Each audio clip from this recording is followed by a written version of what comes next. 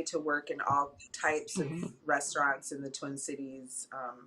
I started out in fine dining, worked in quick service restaurants, Mm-hmm. and all kinds of stuff. So I have been chefing it up and working my way up for about 15 years now. Yeah. And what's that experience been like? I worked in restaurants for years, and you can be transparent. What has it been like to be a Black woman chef in this very Caucasian, Yeah. world, Uh, the chef world? So tell us a yeah, little bit about that. it was traumatic, like really traumatic. Imagine, like I said, I took my career seriously. I paid a lot of money to go to culinary school. I knew what I was giving up Right. and what I was walking into. And so, or I'm sorry, I didn't know what I was walking into, but I knew what I was giving up. And so when I walked in, Mm-hmm. um, I'm educated, I'm a hard worker, I was willing to do whatever it takes. And I'm the only woman. The only woman in Mm-hmm. my mid 20s. So everyone Yeah. around me was super young, white dudes. The only Black person most of the time. And it Right. was like a boys club or whatever. And I could like get down with the best of them. I'm from the 90s. Like, I was just, like, okay, Yeah. Yeah. what are we I going know to where we do? grew up. So I was, We had to be versatile regardless. yeah. So Right. I was really Mm-hmm. like, I loved it. I loved it. I loved the environment. And I was rejected all of the time, I was made fun of. I was pushed around, shoved around. I was, threatened. I couldn't do anything. If I did anything wrong, it was like a disaster. It Right. was Right. I was taking the whole restaurant down if I made a mistake. And I Right. really believed that I couldn't make a mistake. I was made to believe I couldn't make a Mm. mistake. I was told to put my head down, and I was a person that I would, Mm. look you dead in your eyes, and be like, this is a sign of respect, and hold your head high, and speak up. And over time, I didn't realize my head would get lower and lower. And I'm So still, diminishing who you are as a yeah, Black woman. I'm I still used to struggling say with this. it. Yes. And I remember working in a restaurant, and I felt like I was on a plantation. I used to text friend, I'm like, I'm back at the plantation. And what you're Yeah, speaking of right now, Jametta, that's what it sounds like. Keep your head down, do your work, otherwise we're gonna explode on you. yeah, It's traumatizing. It's it traumatizing. is. I can't Yes. say it felt like slavery because I wasn't there, but I Well, can I didn't say. imagine. I nicknamed it the No, me. plantation because, Yeah. yeah. Oh, yeah, yeah. Hmm. I'm saying that Yeah. I would my brain would go to that extreme. Like, I feel enslaved. I don't feel Right. free. I don't Right. feel like I'm free to love what I do. I Right. don't feel like I can move around freely. So yes, you're absolutely right. The first like point of reference was always like, damn, is this what my people did back in the day? Because this sucks. Right. Right. Like, but now we can snap on, and then like if you snap, if you say Right. something, or if you say something, then it feels like you're snapped, right? Then you became the angry Black woman probably in that situation. So Yeah. how dare Jametta, say anything? And I So did. And let's, I would snap yeah. and I would lose my job. Uh, I had no problem so with that let's talk either. about, Go ahead. yes, and you now have risen to a different level. And let's talk about this new level, like you as a chef in this time right now, how House of Gristle came about, and what is that about right now? What is that breathing? What type of, I feel like it breathes, air into us. Like it's great, House of Gristle. I've supported now for some years. So talk a little bit about House of Gristle and how that started. Yeah.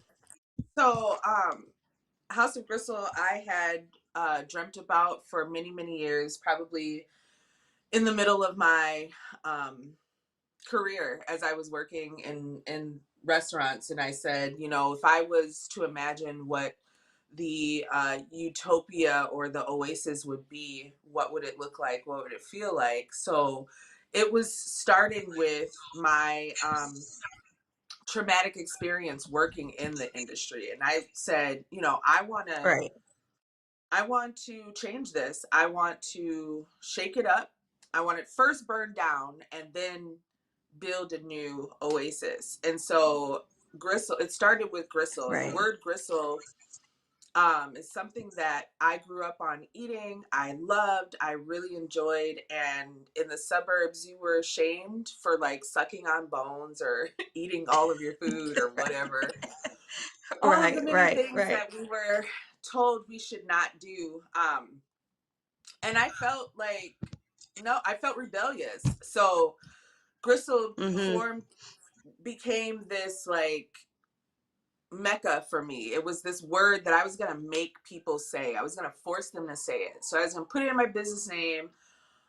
It was going to mean something different than what, you know, white people think they know what it is. And I'm like, no, that's not what it is. Right. Gristle is what connects the bones together. And gristle is going to be what Yes. saves us. So, so at first it started out as gristle, and then it became house of gristle because I didn't want to limit myself. I didn't Right. want just a restaurant. I wanted a podcast. I wanted a book. I wanted a TV show. I wanted all kinds of stuff. So House of Gristle is like a fashion house. I want it to be a brand name that Yeah. people trust, that our people trust. You know, it's made by us. You know that I'm committed Mm-hmm. to paying my people a fair wage. I'm trying to do what I can, or my part, to close the wealth gap between Black families and white families. That it's Right. outrageous that we can get up and, Outrageous. yeah, and just accept that. I think it's unacceptable. And so I'm using my craft and my skills and what I've learned in the food industry to do that. So to do my part. That's dope. So I know, the past and your family history is your passion what drove you to this. So how does that come out in your food? What food are you putting on the plates for people to have right now? Yeah, I'm not really apologizing for what I do, you know. Mm-hmm. So it's bold, it's spicy. Yeah. I'm fascinated with the idea that Black people created American cuisine. Um, and so it kind of follows the diaspora of where food came over from Africa and traveled through the Caribbean and came up the Mississippi. Right. Uh, that's pretty much everything we eat. So that's no, you know, and then I put a little Yeah. Jamaica spice on it, you know. So Yes. I spent a lot of money on my training. So I don't want to limit myself. So I want to do all kinds of things. I want to explore different cultures, and that's really what it Right. is. It's like creating a space that we can cross that culture. It's not appropriating um, Mm-hmm. or co-opting someone else's space. It's just saying this is a welcome space for you to Mm-hmm. be yourself, for you to try, for you to explore, for you to ask questions from somebody that's different than you.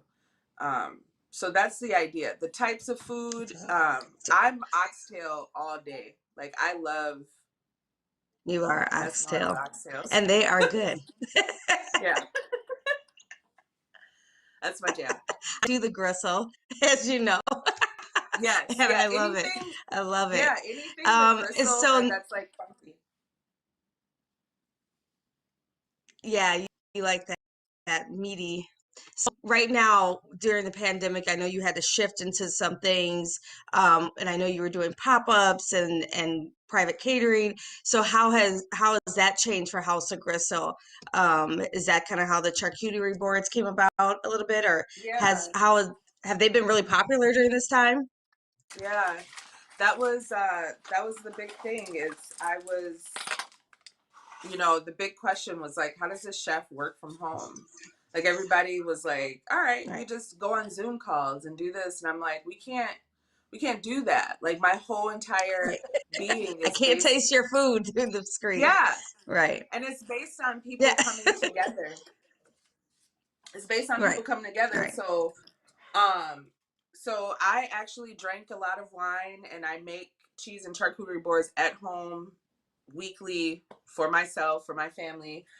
So that's how I was surviving the quarantine. So I would go outside, Hmm. I'd drink a lot of wine, I'd make a charcuterie board.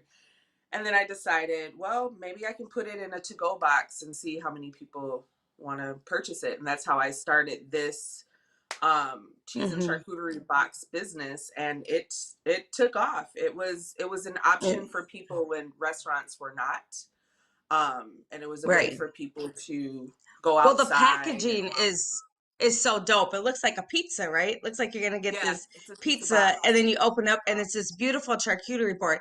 Will you explain to people, because some people may not know what a charcuterie board is. I just feel like I learned how to say it in the last year. Can we say charcuterie on here? Explain what it means. Anger to bring the yeah, well, that's okay. Well, that's her version, but what's the real That's version? actually how you pronounce So, it. It's charcuterie. yeah, charcuterie. Okay. Yeah, And then you're putting your extra little Jamaica twist on it. Got that's the way to it. the French pronounces it. Can you show the audience the board? Yeah. Yes, yes. Oui. Perfect. Maybe a So little lower. Yep, there you go. Beautiful. So explain to them what's on there. Some people have yeah, never maybe had a cheese and meat tray plate. yeah. So we got, So it's French, first of all, the name, right? it is French. So it's Hmm. pronounced charcuterie. Charcuterie is not cheese, it's the meat. And charcuterie is the process of how you make forced pork product. So, like bacon, salami, capicola, prosciutto, that is charcuterie. If it is not a pork product, it is not charcuterie. It's something else. So charcuterie only refers to pork products and the Okay. meat. So I So have a question, Jemima. Black people, we don't like pork. So what do yeah, you do in those instances? How do you substitute for that? there's beef. There's Hmm. turkey. There's smoked fish. There's not charcuterie. I think the idea is that we want to say the word. Right. You want to say And, it? Of course you do. and you can say it now. So now it really means that whole presentation. Right. So tell the audience the type of cheeses that you have on the plate right now. Yeah, I've got a Delice de Bourguignon, which is a brie. I have a Dumont blue cheese here, Hmm. and then this is an aged Gouda. So Okay. what I do is for a board, you want to pick about 2 or 3 different kinds of cheeses, and then you fill in the blanks. And if you're going to, and I understand like Black people are also lactose intolerant. We don't eat cheese, but there is no lactose in cheese. It's just not our culture. It's not something that's tied into our culture. That's fine. But I permit you Right. to eat cheese. You Yeah. can do it now. Yeah. So what I do You is can I do it. splurge. I splurge on the cheeses, and I get European Okay. style. Yeah. Nice. So if someone wants to order it for a party, a birthday, girlfriend's book club, how do they find you on that part to Yeah. get the cheese board? You can order online at houseofgristle.com. And Okay. you can purchase during the week and pick up on the weekends. And we're working Okay. towards expanding our hours. You can also just give me a call or shoot me a DM on Instagram or Facebook. It's pretty much me that you're getting in touch with, but if you had a party or an event and you wanted a special board or a platter for a party, I will totally design one for you. Yeah. Otherwise, you can get one to Okay. go on the website. And you also can hire her for events, pop-ups. We're slowly coming back during COVID, right? I think there'll be lots of outside events. I know I'm going to have you at the farmers market this summer, get those boards out there. I need to order one for this weekend too, and I'll holler at you later. But yeah, so I love what you're doing. I love that you turned a negative into a positive. You're definitely winning on every levels. And that's what you did. You lived, you learned, and now you're applying it to your love, your product. And look what comes out of it. Love on a board, right? You can't, what better Yeah. way than for us to love, to eat together? I love it. You're doing great work, Jametta, and keep, rising through everything. So kudos, Yeah. big time. I love the conversation, Jametta. I loved how you said, just going back in the conversation, you said that you would um you would cuss people out and you would get fired and you would be okay with that, but it Yeah. built you to where you are today, right? So Mhm. congratulations on that. Right. And then I also had another question for you. You said charcuterie is pork, right? So it's the Mhm. meat, it's pork. So if you do it with beef, what do you call that? Like, do you? Yes, technically, charcuterie is the process of which you make a pork product. So Mhm. now that Right. we've gotten hundreds of years later, charcuterie is now just this like aged dry meat product. So you can have, there is beef charcuterie out there. Technically, you Okay. wouldn't call it that. You would call it like roast beef or something like that. It just doesn't have that Mhm. fancy French name. Yeah. Okay, Yeah. well, I But you love made it. me a board. I don't eat, yeah, because I don't eat No, go pork, ahead, and Shay. she made me a board without pork, and it was fabulous. Mhm. Yeah. Mhm. It tastes the same. So do you So have yeah, tutorials but on they're your great website? for parties. They're great. Do you have tutorials on your Tutorials website? I just want to for how to know. build a board. Yeah. Yeah. I ain't gonna tell you No. all my secrets. Okay, well, I just need to know how to put the cheese and make it look cute and do some, like, I'll have to do like salmon with mine because I don't eat pork either. Yeah. Um, but I would need something. Yeah. Like, I don't eat pork and I don't eat the substitutes. Like, I don't eat tofu. I don't like if I don't know where it came from, I'm not eating it. So it would just be There's like salmon. Right. I'm with you. the I'm with you. possibilities I'm with are you. endless. Portia, I'm with you. I don't want no tofu because I don't eat the pork. And I don't know what it is. Right. No, Go ahead. definitely. You know what? I don't want to shame anybody for what they eat. You guys eat whatever you Right. want. It's all Right. Right. acceptable to Mm-hmm. Yeah. me. And the board, it's about presenting you something beautiful you deserve, so Right. whatever you put on it, it's the presentation and it's to honor you and your time with whoever you're sharing that moment with. Yes. I love that. I'm gonna have to go to your website and look at some. See, and then I'm gonna have to just order some from you because what else would I substitute? So I would have salmon on my board, and what else can I do? Like shrimp? I could probably do shrimp. Yeah. There's so many Turkey. things. Honestly, I Turkey. promise you, there's so many products out there. There's not, there's no shortage. You just gotta, if you were looking for a salami type presentation, you just go to the grocery store and ask them, like, do you have a beef style salami? They have it there at every single.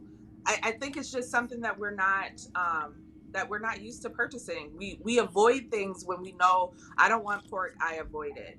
I say, okay, you don't want pork, lean into it and ask somebody what's an alternative for that. There are tons and tons and tons out there. Okay, girl. So so good. So we're Right. doing our book club meeting, our Yes. virtual book club meeting on Sunday.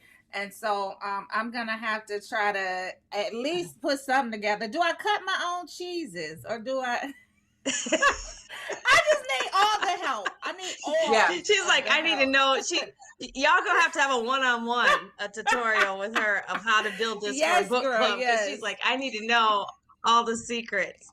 I need the Jametta, once steps. I again, do tell need the the audience steps. the social media, your social media outlets and your website, please.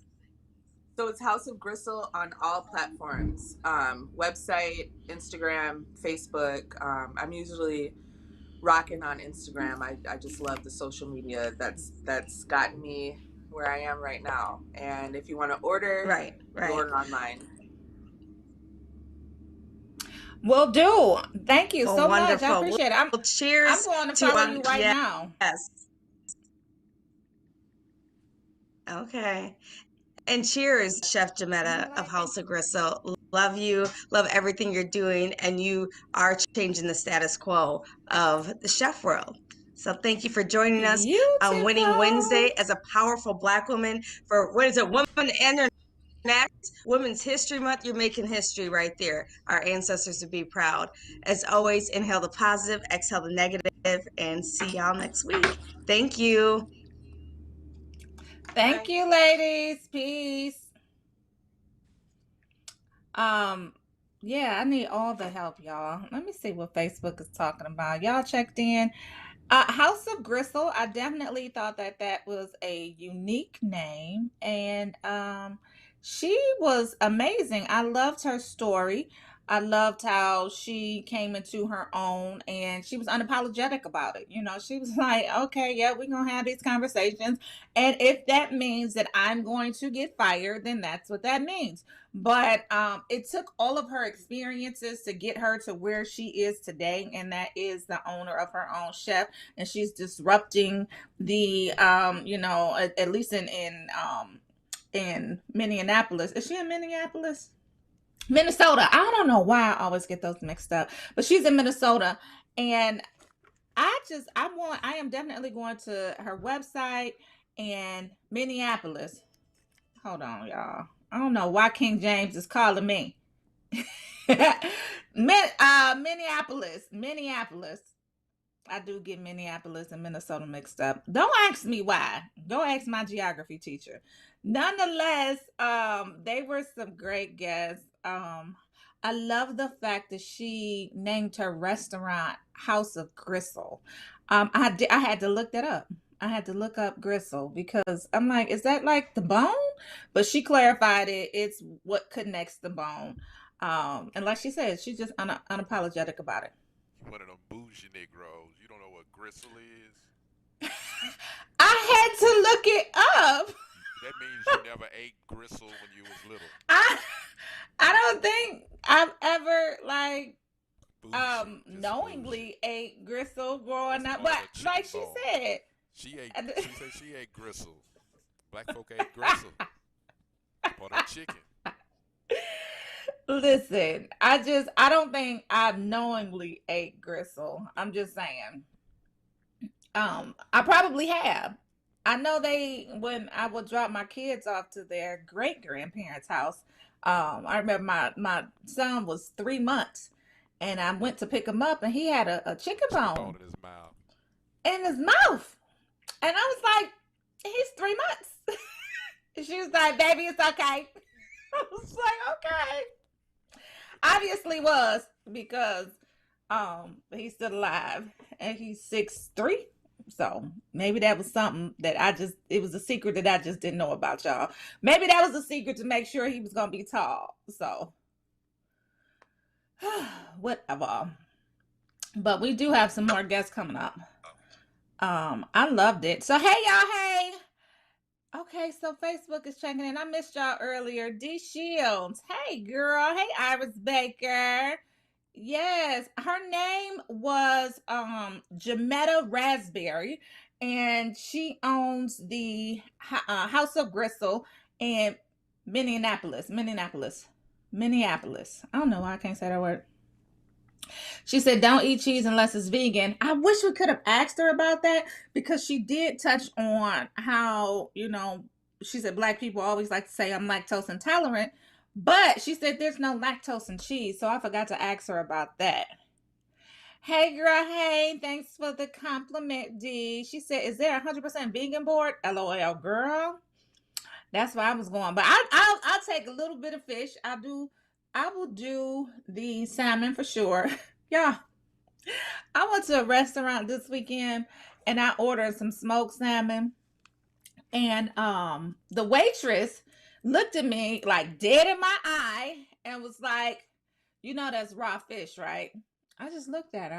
I didn't say anything. I was just like, "Girl, if you don't give me my damn smoked salmon." And she was like, "I just want you to know that it's raw fish." Like, who, girl, who you talking to? Don't do that, okay? Anyway, she brought it to me. I didn't say anything. I wanted to, but I was like, "Girl, I know what I'm ordering. Bring me my damn smoked salmon." Anyway, so she said, D, you said that your board would have been fruit charcuterie. Yes. She said, "I know what it is, but I don't eat it." Ah, girl. Listen. Hey, Nicholas Craig. Good morning. Hey, y'all. Hey. She said cheese and lactose in the salmon store. Girl. She looked me dead in my eye and was serious about it, D. She was like, "Yeah, I just want you to know that that's raw salmon." I was like, "Okay." She was like, "No, like it's really raw meat." I Was just she a looked white at her. I was waitress? like, "Okay." Was she white? No, she was not white, but she was very, very young. And obviously, she felt the need to explain it because a lot of people asked. That was my assumption. I'm like, "Girl, bring me my damn salmon before I, girl, bring me my damn salmon before I get up and leave." Anyway, that was funny. All right, King James is in the building. Yes. So we do have guests. It is 9 o'clock on the Rolling Out AM wake up call. And we have a couple of guests checking in as well as the first King James. Let's bring them on. I know we have Mr. Singletary in the building. So we have AIDS education prevention advocates.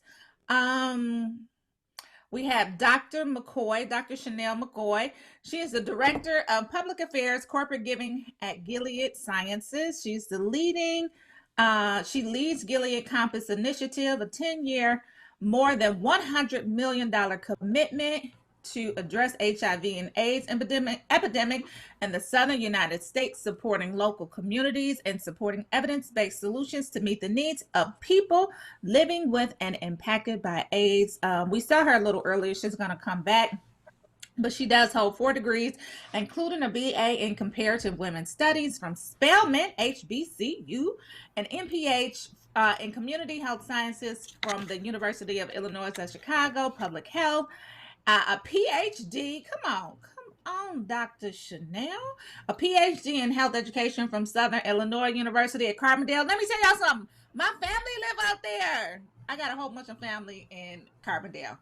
Sorry, so she might be family. Let's stay focused. She might know my family. Okay. And a postdoctoral health policy leadership fellowship at the Satcher Health Leadership Institute from the Morehouse School of Medicine. So we are eager to welcome her as soon as she gets here. But we also have in the virtual building Mr. Morris Singletary. He's the Executive Director of Positive to Positive. He's a fearless HIV advocate, organizer, and public health professional with expertise in the area of HIV, peer education, storytelling, social media, and public health in Atlanta and the Southern United States. He uses his voice to educate and engage Black men who have sex with men into HIV care. As a social media pioneer and guru, he has skillfully used online techniques to educate and engage the masses on HIV-related topics. He has a personal experience with living with HIV as a Black gay Christian male in the South. Welcome to the show, and everybody, please welcome. Where's my button? Hold on, because I gotta get him the proper welcome, y'all. Everybody, please welcome the first King James. He came back for us, y'all. Good morning, the first King James. What's happening? And welcome to the Rolling Out AM wake up call. Dr. Singletary, how you doing, sir? Can y'all hear me? Yeah, we can hear you. I can hear you. Okay. I am having some spotty issues, but I can hear you. Okay. Well, I hope it's not me, but I wanted to first discuss in this age where we're already dealing with a trio of epidemics. One, we're dealing with the obvious pandemic with the coronavirus. We're dealing with massive food and money shortages and unemployment. And then we're dealing with an epidemic of what I would say is racial and ethnic animus. There are some people in here who are demagogues who are exploiting the divisions in this country for their own personal profit, for their own personal gain. So we're already dealing with those. So those kind of have superseded the long time epidemic of HIV and AIDS, particularly as pertains in the South and with the Black community. So I wanted you, Mr. Singletary, to talk about the organization that you're working with and some of the things that you are doing to try to continue to educate and to edify and enlighten people on this thing that is still greatly impacting African Americans disproportionately. So that is near and dear to my heart. Growing up in Atlanta, as black as Atlanta is, I often call Atlanta one of those unicorn cities where, if you black, you don't have to see nobody white if you don't want to. If you black and gay, you don't have to see nobody that's straight if you don't want to, right? And so, what does that mean, and what kind of opportunities does that lend to a city like Atlanta, where we have so many professional people who are doing so very well, right? And that made me think, because when I was diagnosed at 29, I was making $52,000 a year, and so I was a cute black boy making some money. Okay. And I was invincible. In fact, that's when chat rooms was around, and NVN CYBLE was coming across your screen, and I knew that I was just it. There is a difference when black people begin to talk about sex. We like to do it, but we don't talk about it in our communities. And when we say we don't talk about it, we don't talk about honest sex, which means how I like to do it and what comes along with having sex when you're having sex with me, right? I think part of it is, and I like to say this, is my own responsibility in what I play in my community when it comes to HIV. The Positive Initiative wants to present positive health outcomes to all communities. I know that there's a difference between black HIV and white HIV. I heard just today, this morning, with Rania Copeland from the Black AIDS Institute, that our white counterparts are on schedule to end the epidemic within 10 years. Why aren't we, right? It all has to do with the education and the access that we have. And so we want to expand that a little bit more, which is exactly what the Gilead Conference is all about. I see. And the thing about, I don't know if we're just oblivious or we're numb. We're just oblivious to this thing, how this trio of parents in our community, and then we're just ignoring what's going on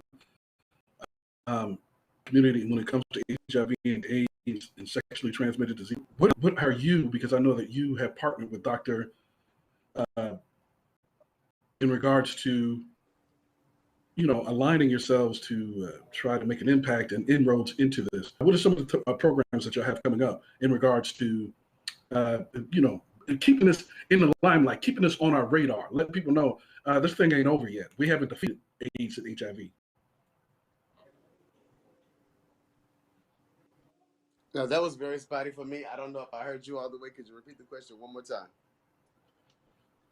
Okay, I apologize. We're having a few. No, it's really my connection, because I'm in the hood as we speak. And these are part of the things that, when you talk about how do we make people healthy, we got to have better connections. I'm at work, and I work in an apartment complex, right? And I think about these things when we're talking about telehealth. If I'm having these problems trying to connect to you guys, and we're talking about things that can help people, how can somebody in this hood do telehealth when it comes to going to the doctor? And we already don't like to go to the doctor.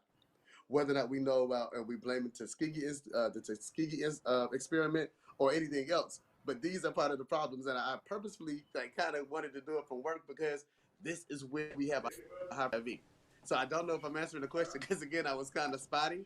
But these are the things that we talk about when we're looking at telehealth, and what Gilead Compass is trying to do by adding hotspots or giving patients people who are living, not patients, people who are living with HIV, the access to access their doctors in ways like this. Yeah.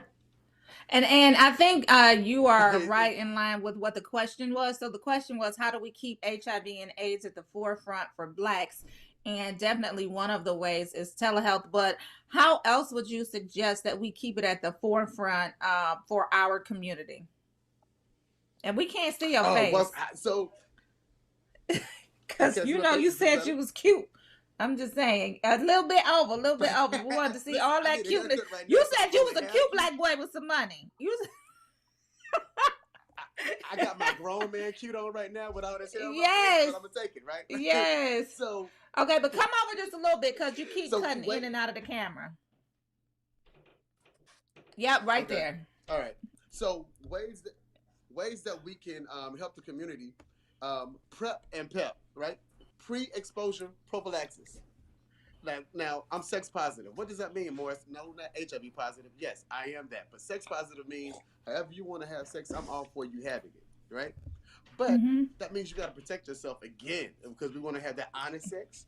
And when you talk about having honest sex, that means, hey, if one person is HIV positive and the other one isn't, do you know about PrEP? PrEP is the strategy that keeps you from getting HIV. It's not just the pill. It's the strategy that keeps you from getting HIV. Now, everybody knows in Atlanta, we just had the All-Star Weekend. You may have gotten it in real good, right? And you found out after you got it in that somebody had it or may be exposed to it. Then you have what's called post-exposure prophylaxis. That means, Morris, I done got it in, and I may have been exposed to HIV. You got 72 hours to get to the emergency room or doctor and say, hey, I did something that I love doing, but I may have been exposed. Give me what the nurses get if they get stuck with a needle. And I promise you, for 28 days, you're going to be scared. But at the end of that, when you take that test for HIV and you become out negative, the next thing I want you to do is go get on PrEP. Because now you have shown that you have the propensity to be scared when you do what you do. That's a way we can start ending the epidemic. Yeah. So I've never heard that before. So touch on, and I'm not a nurse, of course, I'm not in that field, but touch on just a bit. What is it that they get that prevents them from getting it if they think that they've been exposed? You said you told them to give you said you want whoever may have been exposed to run to the doctor within 72 hours and tell them to give me what you give the nurses when they think that they're exposed. Give what the is nurses that? When they get stuck with the needle. Right. So what is it? What do they give them? As a drug user and they're using a needle, right? If someone is a drug user and they're using a needle and they checking the person, someone may get stuck. A policeman may get stuck. And they don't know if that's a new syringe, if that syringe has entered somebody that's living with HIV. And so they have PEP at the emergency room. Okay. Point blank, period. Right? Okay. If you have insurance, of course, it's all about going to your doctor and asking about PEP. But yeah, that's a major way to start ending the epidemic in the Black neighborhoods, in Black communities.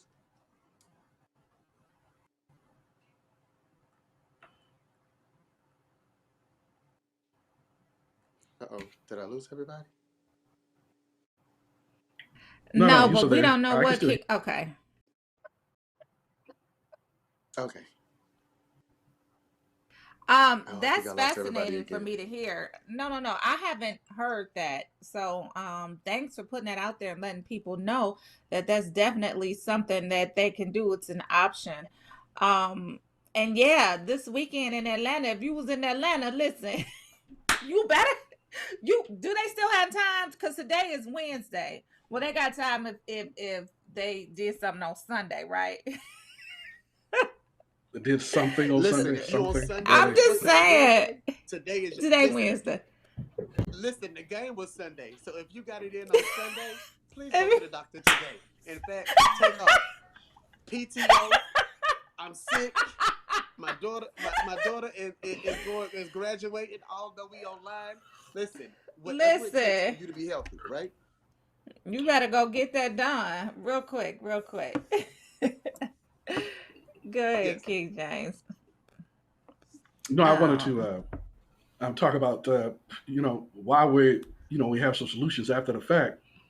Talk to us, and I know this is axiomatic, but talk to us about some of the things that we can to reduce if you're going to be engaging in sexual promiscuity. Then we need to we need to take some precautions.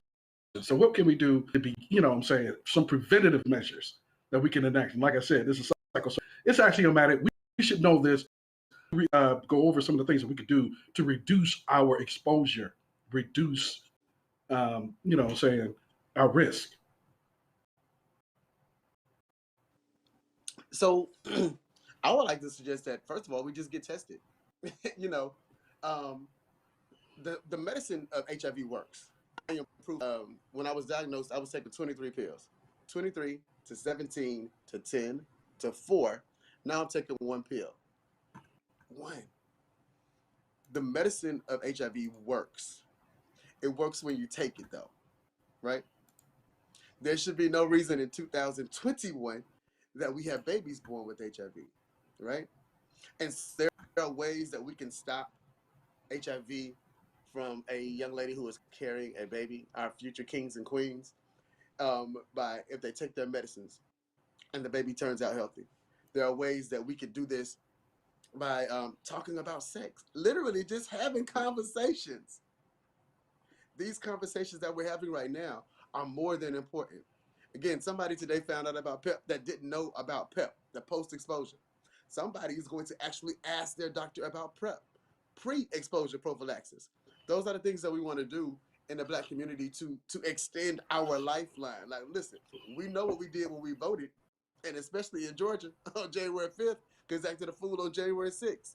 In order to keep this voting thing going, we need you to stay alive, which means having conversations when you're doing things outside of voting to make sure that you can get to vote, right? Yes, sir. And yes, what are some of the things that you're doing with Dr. Chanel and this national campaign that you guys have embarked upon? Could you talk Oh, wow. a little bit less about that? So, yes, this is exciting. The Compass Initiative is so amazing. They have what's called Compass Initiative centers around the United States. And the newest one is at Wake Forest And University. excuse me, And I am really big on this. can you School of move Divinity. a little bit to your left? There you go. Now you're in the picture. All right, so There you go. No. So the Gilead Right. Compass just announced their new initiative with the Wake Forest School of Divinity, which is really important to me because as a Black man growing up in the South, of course, it's all about church. Your mama went to church, your grandmama went to church, and then you going to church, and we coming up on Easter, so it would be a new suit if everybody had their vaccines, right? And what I'm so saying. the most Bruh, we didn't I'm just go to just saying, the church. new suit is gonna be We, in we, there. we, we went to church 3 times a week. You know what I'm saying? Come on. If you had homework Monday, to do, you Wednesday, just and couldn't do Thursday for choir homework because you rehearsal, was and in Saturday church. for youth rehearsal for the choir. Listen, all of it. That's wrong. That's wrong. If I had homework, we had to take it to church and do the homework. I don't know. I don't know Listen, how you were raised. if you wasn't ready, if you couldn't take your homework with you and you wasn't ready, you just had to leave it because no matter what, you was going to church, and that's what we did. Oh, everybody So. did homework at church. Everybody, Yes. right?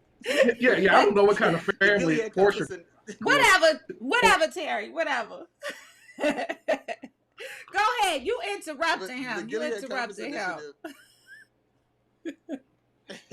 But the Gilead Compass Initiative is pouring lots of money into the South because of 52% of all new cases come from the South. 52% of the cases of HIV come from the South. And so with the What are new we doing opening down of here? the Divinity, School of Divinity with Wake Forest, we get a chance to go inside churches, Black churches, and have these conversations about HIV. Wow. The Black community and other communities are experiencing, of course, HIV so much higher. So for more information, of course, it's GileadCompass.com, and they can find out all about the Compass Initiative. The Compass Initiative, for me, has been an amazing thing because they've helped me educate the community on PrEP and PEP. My organization is now 3 years old, and we are a force to be reckoned with in the city of Atlanta, and I'm trying to be nationwide by trying to make sure that people know how not to get HIV. Because again, before I was HIV positive, I was HIV negative. Love it, love it, love it. Well, we're gonna have to get your counterpart back shortly. Dr. Chanel, she had some difficulty logging in, and but nonetheless, we'll reschedule her, and perhaps you can come back on with her so you guys can talk about the things that you're doing together as well. And we will go with that. But thank you so much. Please tell people where they can follow the movement, follow you on social media, your website, and all of those great things. Well, thank you so very much. First of all, I am a super huge fan of the AM Wake Up Call, so thank you guys for having me on here. My name is Morris Singletary, Morris Singletary, Singletary. Find me on Facebook. I'm there almost all day, every day, and when I'm awake, I'm there as well. But POZITIVE, the number 2, positive. So I call that when my status caught up with my body and my mind. But that's positive to positive. Go there. There's lots of information. If you need to get tested, no matter where you are in the United States, let me connect you to test it. If you need PrEP or PEP, no matter where you are in the United States, let me help you. That's it. Thank you guys so very much. This has been amazing. Thank you so much, Mr. Singletary. We appreciate you. Thank you. Take care. Thank you guys. Have a wonderful day. You too. Yes, bye-bye. Bye-bye. I hate that we didn't get a chance to get Dr. Chanel on. We will definitely have to get her rescheduled because her resume spoke volumes. Yeah, she has 4 degrees, like I said, HBCU, Spelman, Morehouse, and then she went. I wanted to talk to her to see if she knew my family from Carbondale, y'all. I'm just saying. But we do have another guest. Right. Okay, we have another guest. Okay. Yeah, we do have another guest. Seikhan Sangblow. She is an award-winning actress. She is starring in the new OWN series, Delilah. The trailer is bananas. Do they still say bananas? But it's crazy. It looks like this is going to be another binge-worthy series. It also stars Jill Marie Jones as a lawyer, and she is she has another girlfriend that's a lawyer. They've been friends for a long time. And something happens to where they end up going against each other in court. And that's all I'm going to say. I'm going to let y'all see the trailer, but I definitely want to welcome Miss Sangblow. Welcome to the Rolling Out AM Wake Up Call. Please give us the correct pronunciation of your name because I would hate to butcher it. Oh, no, you did a great job. It's Seikhan Sangblow. And thank you all for having me. Yes, I'm from Atlanta, and so I've always loved Rolling Out. So thank you all for having me. Hey, girl. Hey, you are welcome. Hey. Yes, thank you so much for being on. So last night was a series premiere on the OWN network. And you play Leah. Tell us about your character. Tell us about the show. Tell us why we know we want to watch, and give us all of that great stuff. Oh, by the way, this is King James. This is my co-host. But go ahead, girl. Hello, hi to both of you. Hi, yes, I'm Seikhan, and yes, we had the 2-hour premiere of Delilah last night. The show is on OWN. The OWN network, and it's going to be on Tuesdays on OWN. So make sure that you tune in to catch it. We had our live premiere. I was doing live tweeting. It was a lot of fun. It was so much fun. And I'm just so pleased to be a part of this series.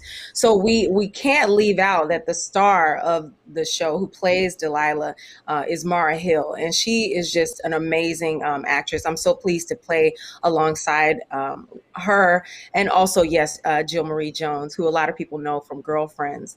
Delilah is a show about a woman who is a lawyer, Delilah, played by Mara Hill. She's a lawyer who's raising her kids, and she's a divorcee, and she's dealing with all those things that modern women deal with, just trying to manage and live her day-to-day life.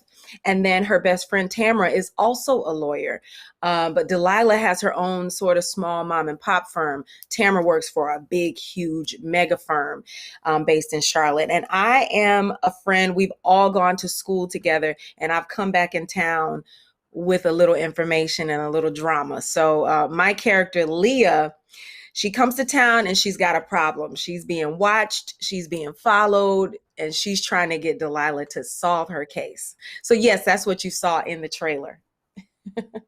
Okay. See, you're from Atlanta, so I know you're coming with drama. So what Oh, the judgment on Atlanta women. Oh, no. Today is Winning Wednesdays, Terry. Remember that. Winning Wednesdays. We only talk to winners on Wednesdays, okay? Yes. And we accomplished that by telling Where the truth. Are you from? Are you from Atlanta as well? No, he's from some little hick town. Some little hick town. No, I'm a Buckeye. So, you know what I'm saying? Some little hick town in Ohio, girl. No. See, that's what I'm talking about right there. I'm not going to even get on Detroit today, but we have a guest. Can we stay focused? I love Detroit. I've been here for a while, but I was born and raised in San Francisco. I know, but we're not interviewing you. We're not interviewing 49ers. You, and we don't care. You're right. And we don't care. So, but back to our guest. He mean to me. He's mean to me. No. I just want you to know that he's mean to me. I'm just going to sip a little tea. You know what I'm saying? Okay, that's right. Before you ask a question, Terry, we're going to the trailer. Before you ask a question, we're going to the trailer. Let's look at the trailer. I can't believe we missed it. D, I see your comment. Go ahead. Everything grows. Sometimes together, sometimes apart. Savior. Wanna tell me what's going on? Got myself into trouble. I need your help. Dig, we've made it 20 years without going up against each other in court. See through all your lies. Let's not do it now. You're watching me.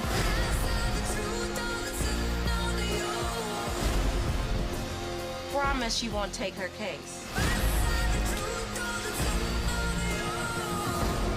Dig, please. For both of us, let it go.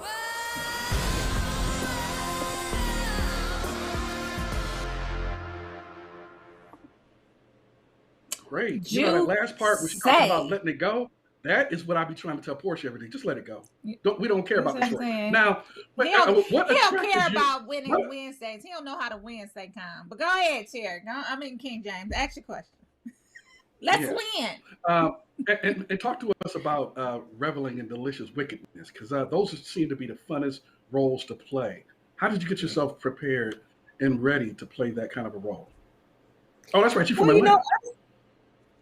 Honestly, I definitely wouldn't call the character wicked by any means. She's just a woman that she's definitely coming in town with a lot of intrigue, and she's curious to see if Delilah can help her.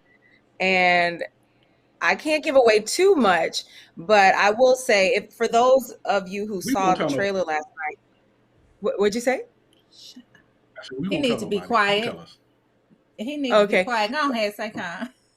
For those of you who saw the trailer last night, for those of you who saw the 2-hour premiere last night, then you know, and you can get a feeling that there's some things that she may be hiding for sure. And the fact that Leah's case ends up pitting these two lawyers against each other, and they're best friends, and it makes for an amazing season. There's lots of wonderful actresses, adults, but then the kids are just so amazing, so talented. And then the guys on the show, they're so handsome. I mean, it's just one of those shows that people are going to want to watch. They're going to want to tune in. We did our live tweeting, and the way that the people were reacting to just everything that was happening, it was just so much fun. I really, really enjoyed it. Also, one of my most fun things that I enjoyed about playing Leah is just her wardrobe. She's giving you animal prints, I think, as often as she possibly can. We all love a good animal print, though, don't we? Yes. What can we expect this season, right? So I saw a lot of suspense. I saw fighting for what's right in Delilah's character. I think I watched the extended trailer as well, and you know, like you said, it pits the two lawyer women against each other, 20 years of friendship, college, and all of that. But Delilah is determined to fight for what's right. Tell us what we can expect from Leah this season, aside from what she got to have. You know, the biggest thing about my character on this show is that I'm bringing lots of surprises, and everything will kind of unfold as you watch. And if you tune in, I think you may find yourself faced with the decision, do you believe Leah? Do you think she's bringing lies, or do you think she's telling the truth? And the reason that she's brought her case, and the issues behind her case, and her wanting to have Delilah take her on and have Delilah be her lawyer, really ends up being a life or death situation. You know, my most exciting thing also, in addition to Delilah, is that you will see me later this fall in Respect, the biopic about Aretha Franklin. And I'm so excited about that. People are going to be in for a treat. That biopic stars Jennifer Hudson. And we shot it last year, and we've been on a delay, of course, because of the pandemic.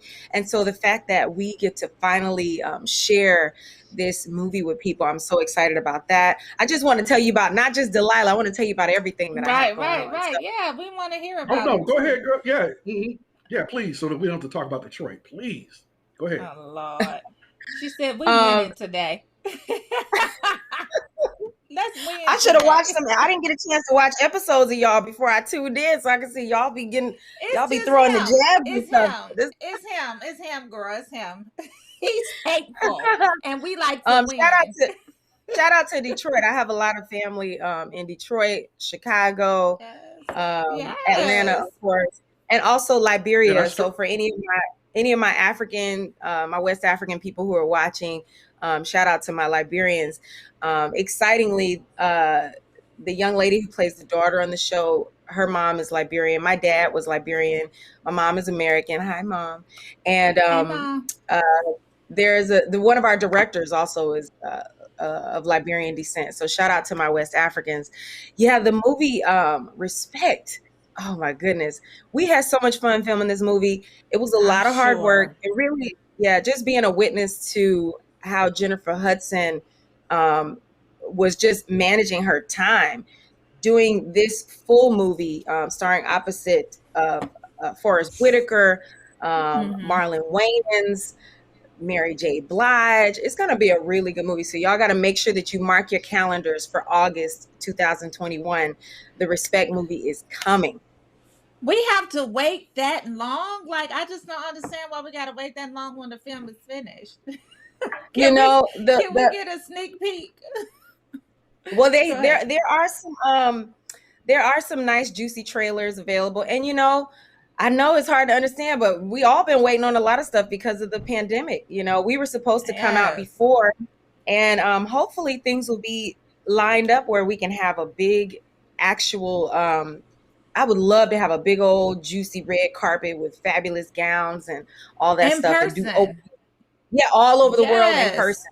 I believe that's the goal. I believe that's why there's been waiting. The wait is just to have that goal, to have the in person. I don't know if you all have seen some of the other movies. I'm so excited this past season. This current season, there's a lot of Black movies coming out, Coming to America, the People versus the U.S. versus Billie Holiday. There's just been so many amazing opportunities for Black people to work, and a lot of those things have come out via streaming apps, which we can't be mad at streaming apps. We're right now, people are watching us streaming right now, and it's so exciting and amazing that technology makes it so that people can watch films and watch movies in their homes. But we love the magic of theater. Don't you want to see it in the theater? See us on the big screen, Absolutely, and we can't wait for that. And before we go back to Delilah, what role do you play in Aretha?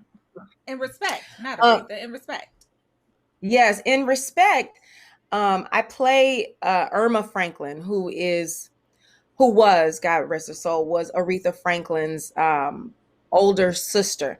I always, when we were filming this movie, as I was doing my research, it reminded me of like a previous version of the Braxtons, where you have a family where everybody's talented, everybody sings. But you know, Toni Braxton's star took off bigger before the other sisters' star took off, you know, and then we saw them have groups together and different things like that. So similarly, Aretha's star just took off, but it was a very talented family all together, and it was a family affair. The father was managing, the brother was managing, the other sister was writing songs. We are all singing on the backgrounds, you know, singing and helping with song arrangements and putting tours together. And it was just, you know, it was a really big family affair. And them coming from being the children of a pastor, also out of beautiful Detroit. It was just amazing to be a part of that. And previously, and I'll make a tie-in with Detroit, that I got a chance to be in Motown the musical. A lot of people know me from Broadway. I toured on Broadway for a very long time, and I did tours. I did Broadway in New York, and being a part of Motown the musical, I was able to be introduced to Charles Randolph Wright, who is the executive producer of Delilah.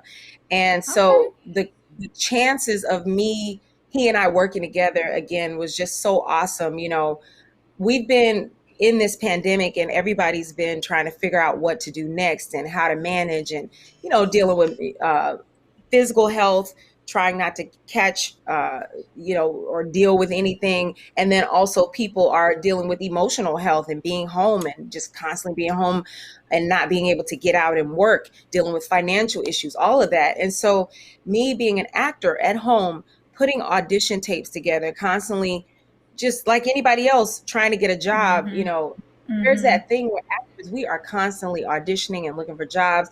And the average person, you know, once they get their job, they're on that job for several years. But with us, we work on so many different jobs. So of all the different auditions that I did, to audition for Delilah and have Charles Randolph Wright, who I worked with on Motown, be the executive producer, it was just like, it was just perfect for me. It was a great fit. I love it, love it, love it. Can't wait for Respect, because Detroit shows up in a major way in all aspects of life, Mr. Terry, Mr. First King James. So can't wait to see that. Also, Delilah, I wish there was a way I could binge watch it, but I'm definitely going to go back and watch the premiere that aired last night. It looks spicy. It looks juicy. It looks like it has the formula for all of the right things to make a great drama series. Something that we'll be tweeting about forever. Something that we'll be having watch parties for. All of that great stuff. So it definitely, you know, what's tough? Looks like it has all the ingredients. Go ahead. The tough thing is that we all have, myself included, we have that taste for binging, because we've had so much time on our hands that we watch a show and we're used to it just being available and just watching the whole thing, like spending like 10 hours watching a show. But this similar to some of the other shows. I remember the show The Night Of, which was one of those shows that also, they had a 2-hour premiere and then they just unrolled each episode each week, and it gave people a little bit of something to to yearn for, to be ready for, thirsty for, to see what's happening next, you know? I think people are going to be really enjoying this series. I hate you didn't get to watch it before our interview, because you know how, like, when you see something, you can ask questions like, well, what was that? Yes. What was that about? Yes. To kind of reference those things. But I hope that you enjoy the show when you get a chance to watch it. Be sure to tune in tonight. Yes. Tell everybody to tune in on OWN TV. We apologize on her behalf. You know, I apologize on her behalf. They lag behind in time in Detroit, but we'll make sure that she watches it tonight. You know what I'm saying, to get herself together, because you know what I'm saying. It'll be Tuesdays at 9 there you go. Eastern, at 8 p.m. Central, for anybody who's looking to watch Delilah. They lag, you know, they're on West Coast time in Detroit. And my West Coast people, take it 3 hours. Later as well. So I didn't get to live tweet for the West Coast audience, but the East Coast audience, I say all my West Coast people who watched last night, go back and visit my Twitter. You guys make sure you follow me and check out my podcast. It's called Saycon Talks. I have a podcast. You can find it on Apple Podcasts and Spotify. And you can also check out my YouTube channel, Saycon Talks, and follow me at Saycon Symbolo. I'm on everything. I'm on Instagram, Facebook, Twitter, everything. Just watch me. Just follow me and you'll get to see a lot of everything I'm doing, including the upcoming Wonder Years series that I'll be shooting. Talk about it. Very soon. Yes. So let's talk about that before you go. Let's talk about the Wonder series, the reboot, right? Yes. Let's talk about it. The Wonder Yes, Years. we have a reboot of the Wonder Years that's coming up. We're shooting a pilot, and so God willing, everything will continue to flow and people will get a chance to see it, the series. I'm so excited about it. The announcement just came out. I'm the first person cast, so I can't tell you anything about who else is going to be in it. I mean, it is really brand new. And, you know, a lot of us grew up with the Wonder Years and we know that story. Different generations, some people know it, some people don't. For those who didn't grow up with it, it's a story about a family in the 1960s and all of the different issues that they're dealing with in the times, which is not too dissimilar to now. The difference is this time the family's going to look like me. So I'm really excited about that. Yeah. What? I didn't know that little piece of tea. Well, congratulations. Okay. That is Yes, definitely. yes. Yeah, written by Saladin Patterson, directed by Fred Savage, who was the original little boy. And they're also executive producers, along with Lee Daniels, executive producing it. So get into it. It's going to be really exciting. Listen, girl, you so are much on for coming fire on. over Thank you. there. Yes, you're on Yes. fire. Thank You're doing you. everything. Congratulations to all your successes. amazing. Can I give Thank her you. some kudos, please? Can hold on. I'm trying to let her know that she on fire and she's beautiful, and we just need to follow her movement. I followed you on I followed you on Instagram as well as your podcast, girl. We are definitely going to stay tuned because you are amazing. So thank you so Thank much you. for tuning in. Yes. We got to watch you on Delilah, the Wonder Years, and we have to definitely wait for Respect. And like you said, hopefully we'll be able to go to a premiere in person. That's what we waiting on. See it on Fingers crossed. the big screen. The big screen. That's what we want to see. Yes. Yes. So thank you so much, Saycon. We appreciate you. Go follow her, Thank you. y'all. Thank you. I can't wait to see all of her works. Congrats. Thank you so much. Y'all have a wonderful morning. And I'm gonna apologize for Terry. I mean, with First King James. Yeah. Well, yeah, we just have to have you adhere to the notes a little bit closer. We do have another guest that we need to bring on.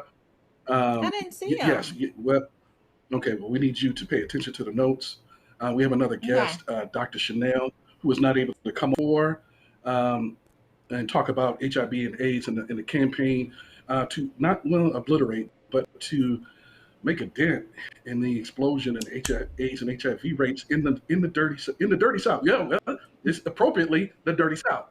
So right now we have Dr. Chanel, and please introduce yourself and talk about the company you're working for and the campaign that you have undertaken along with Mr. Singletary in the collaboration. Yes. So take it away. Yeah, good morning to you all. I've been watching and listening to you. So I'll tell you, my first grown-up job was in Detroit. Oh, okay. Shout out to Detroit. Thank you. Thank you. And mine too. I interned at the Detroit Free Press. I have much love for downtown Detroit.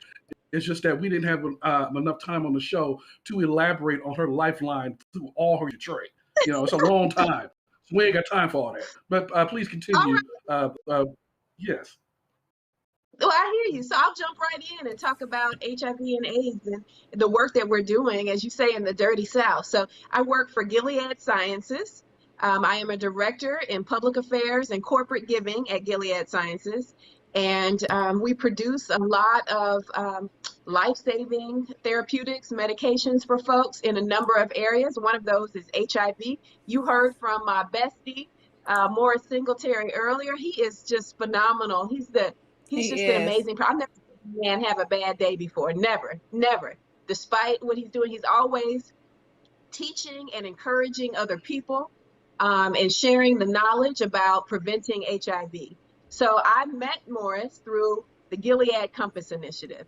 And so what the Gilead Compass Initiative is a 10-year, $100 million commitment to address HIV in the Southern U.S. And we're looking to create a lasting impact to eliminate, to get rid of HIV in the South. And the reason why we're addressing HIV is because of the statistics that we see in the Southern U.S. When we talk about the South, we're talking about 16 Southern states, all the way over from Georgia to Texas, up to Kentucky, and then Florida, and Texas, and everything in between. So we're really looking to end HIV in the South. And once we do that, I think we can end HIV in this country. We've seen in so many large cities like New York and San Francisco that some demographics are almost to zero when you talk about HIV. But in the US, we still have some concerns, and so we're focusing our attention. When we look at the statistics, we see that the Southern US accounts for over half of new HIV diagnoses and over half of people living with HIV. So that's why we have to address HIV in the South to really eliminate the disease in our country and in our world. I love that. So can you guys hear me? Okay. So I do have a question for you. Why is HIV still taboo in the Black and Brown communities? Why do you think that is? That's an excellent question to ask. I think there are so many reasons why it's taboo. And Morris, I think, talked about this a little bit when he said he's sex positive. He talked about being sex positive. I think oftentimes in Black communities, we don't want to have the needed conversations early on about sex. You know, Salt and Pepper came out with that song long ago about let's talk about sex. And that was just the introduction. We need to continue that discussion, that conversation with our mature and seasoned adults. We need to have that conversation with our young folks. And we also need to embrace and have conversations around sexuality and stop stigmatizing folks who are gay, folks who are trans, folks who are bisexual, and really embrace them in our community and stop whispering and talking about them. You know, so-and-so son is, or so-and-so daughter this, or, you know, we really need to stop that, because that only isolates folks and then puts them at risk for acquiring HIV when you don't have the conversations and when you don't embrace people. I see. And Doctor, what do you attribute the apathy to when it relates to this? So many of us are just like blissfully unaware, or just not paying attention, or they're just apathetic. Can you explain that, and how do we make inroads on that as well? Yeah, I think there's a number of reasons why folks are apathetic. You know, in the early 80s, it was a white gay man's disease, for example, and we didn't really think that it was something for us to be concerned about, right? Until Magic Johnson, I remember my uncle being a really big fan, a Laker fan, and Magic Johnson fan. I remember family calling to check on him to make sure he was okay when Magic Johnson made his announcement. And so, you know, as more Black folks, you're talking about Eazy-E, right? When more Black folks started acquiring HIV, we started to have this conversation and realize this is something that more and more that we should be concerned about. And so I think that opened the door for us to pay attention more. But as our medications and therapeutics have evolved and people are living and thriving, as Morris Singletary says, thriving with HIV, we start to wonder, you know, maybe this isn't as bad as I thought, right? It's not a death sentence and people are living longer with it. But what you don't see are those bad days that folks who are living with HIV may have. And so, or you don't see the stigma where family members might not embrace them and love on them in the same way if they were HIV negative. So we still need to pay attention. We need to protect ourselves. And I think another reason is access to healthcare and health education, right? So if we are looking at some of the mistrust, and we see that play out in COVID, how many times have you talked to folks or listened to friends, family, or just people in general, Black folks who are talking about the COVID vaccine? And so, mistrust of the medical system and accessing health care can also be some reasons why we see this apathy around HIV. I see. But that doesn't explain the behavior, because just like with the coronavirus, I don't know if you saw the photos and Instagram photos and videos from the parties. They had like the Rona rage bypassed Atlanta. I mean, there's a behavioral issue here. You know what I'm saying? But what I wanted to know is that, but the question I had was, what is the difference? Because I think there might be some confusion about the difference between HIV and AIDS, and as well as, is there an increase of HIV for older Blacks, especially females? Right. So when you talk about HIV, it's the virus. And when you talk about AIDS, it's the disease, right? So HIV untreated progresses to AIDS, right? So both of those are for concern and getting into your healthcare provider. First of all, testing. That's where we need to start, right? We need to know our HIV status.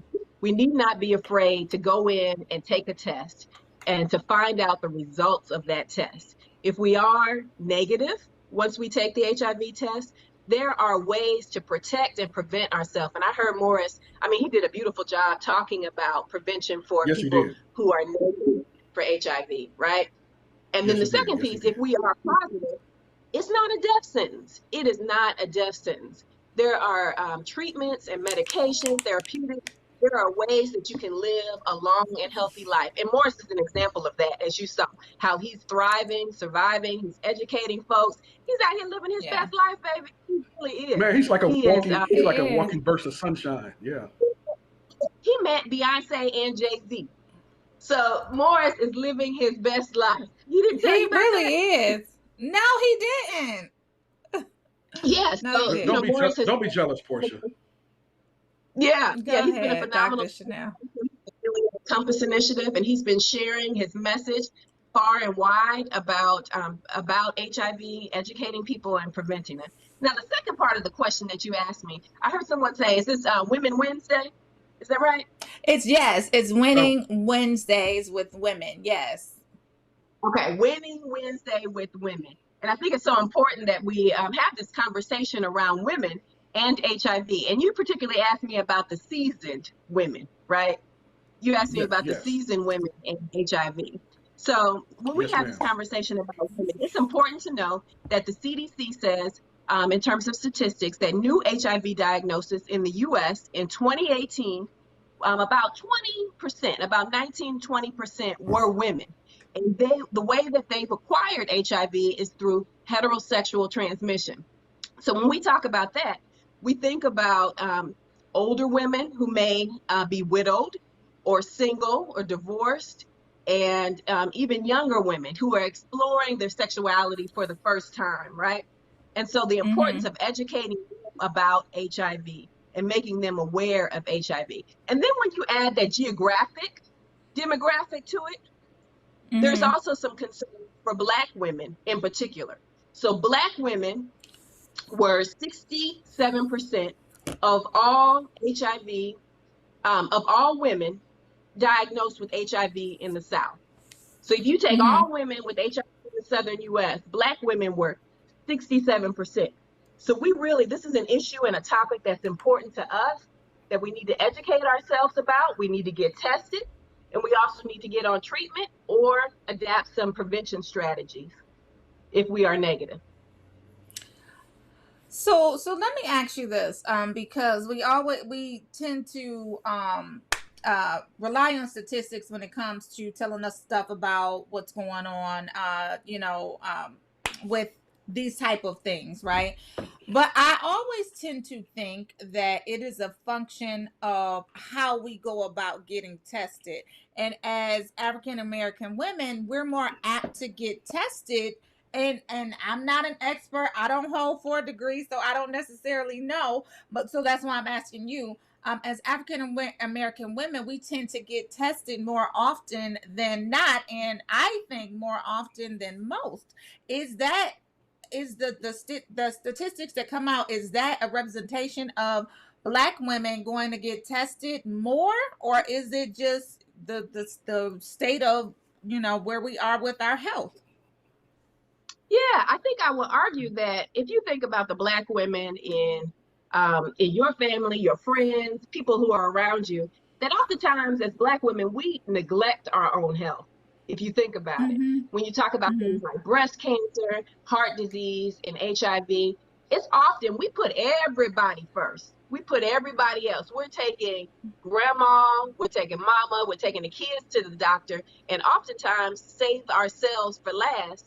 And then we're too tired. We're too tired to invest in our own health oftentimes. So with that, CDC also says that 1 in 9 women with HIV are unaware that they have it. So they have some estimates about women who don't know that they have HIV.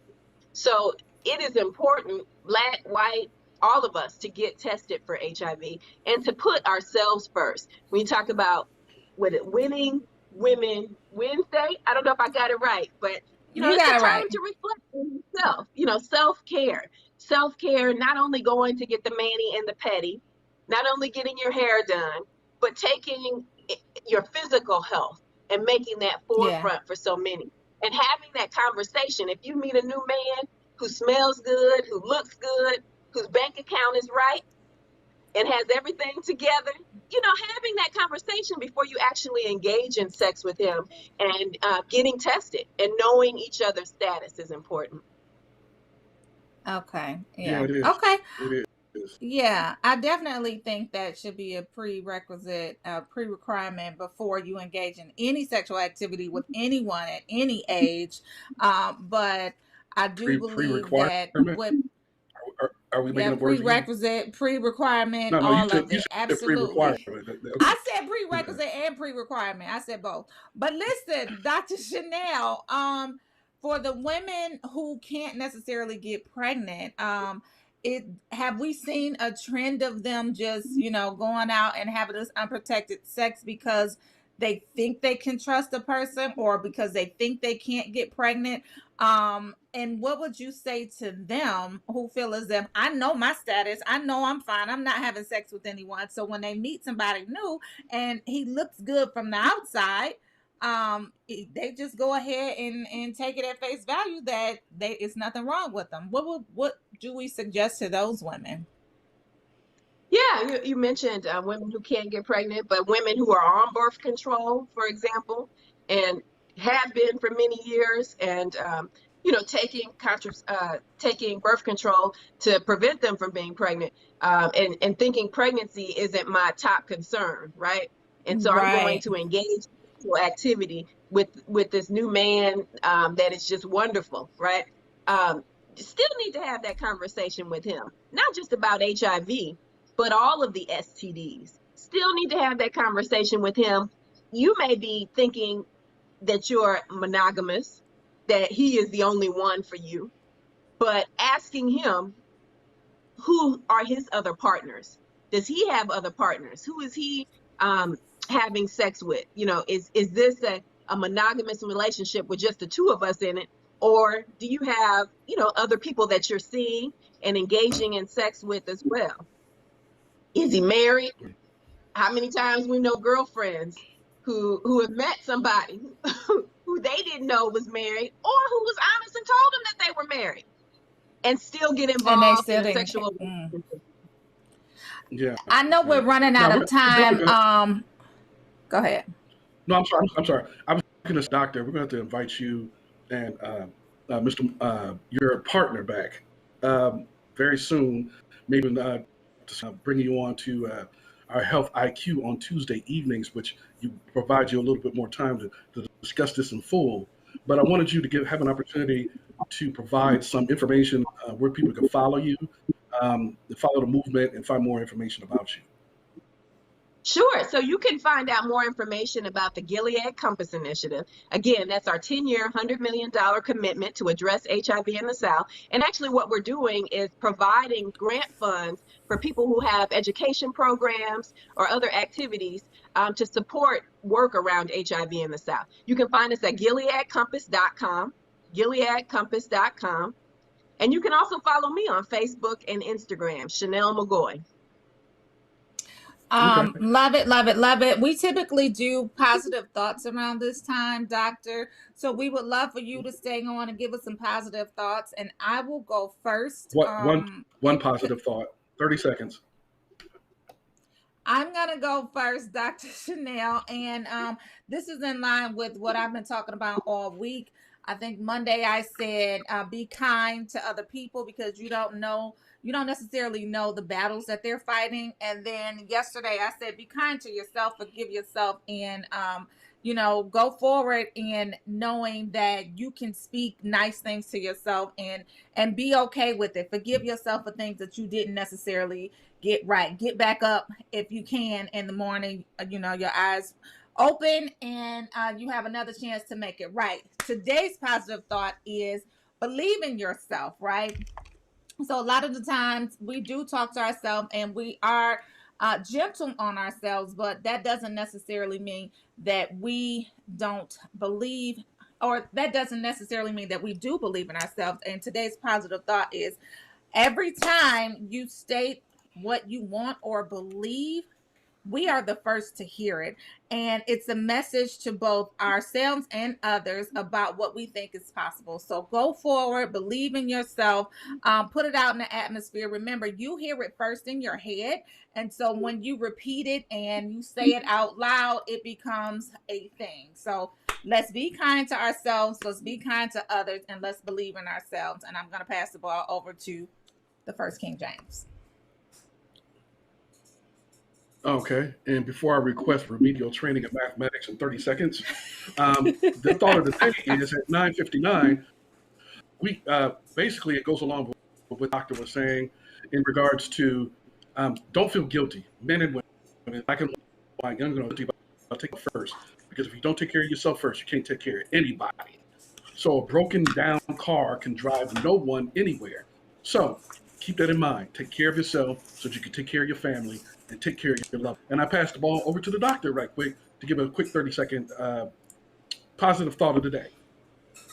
Hey, so my positive thought of the day, being that it's Women's History Month, we talked about Wednesday, Winning Women Wednesday. It's to protect, promote, and believe in the promise of women. So all the women that surround your life, give them a shout out today. Just call them and tell them how beautiful they are, how much you believe in them, how special they are, and how they've supported you in this world and in this work, and particularly Black women. Exactly. We love it. Thank you so much, Dr. Chanel. We have to have you back. That was fascinating information that you provided us, and thank you for coming to edify our people. Take care. Thank you very much. Yes, definitely want to have you back. Want to talk about the conversations that you have when you know that you're positive, right? And so what does those conversations look like when you're telling other people? But we'll give you a chance to talk about that when we come back. Thank you so much. We appreciate you. Yes, God bless you. Have a wonderful day. And yes, God bless you both. Oh, Terry is saying nice things to me. Thank y'all for tuning in. We had fun this morning. We learned a lot. Thank you to our guests. Thank you to Dr. Chanel for coming on. Thank you to Morris Singletary for coming on. Also, thank you to Singblow. She is starring in Delilah on Wonder Years. Yes, thank you so much. And I bless Dr. Chanel and Mr. Singletary with love on your future campaign with this, because we get this together. We have too many things that's killing off our people. I mean, we're being decimated by our apathy and lack of knowledge. So thank you, Dr. On, in edifying our people today. We'll see y'all tomorrow. Okay, maybe.